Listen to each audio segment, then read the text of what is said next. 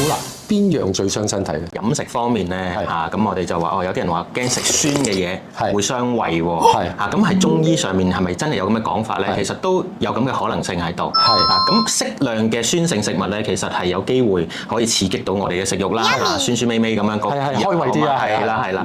咁但係咧，如果過多嘅時候咧，其實都會刺激到我哋嘅胃黏膜，咁會損傷佢嘅，太多啦嘛嚇。咁現代嘅醫學嚟講咧，其實都有講過呢樣嘢，就係話唔係真係我哋食落口覺得酸味就係酸性嘅食物嘅。咁反而咧，我哋就要注意啦係一啲譬如話係甜嘢啊、油膩啊、酒啊。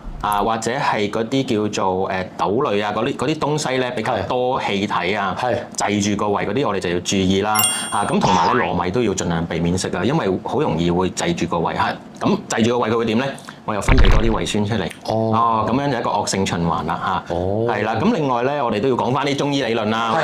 講開啲中醫嘢係咪？嗱，咁我哋話咧，酸味咧喺我哋中醫嚟講咧，喺五行入邊係屬木嘅。咁脾胃咧就屬土啦。咁我哋簡單啲嚟講就係木就會克土啦。咁木多嘅時候咧，即係酸性過多嘅時候就會克住我哋嗰個脾土啦。咁所以喺中醫理論嚟講咧，係有咁嘅可能性出現嘅。係啦，均衡飲食啦。係啦。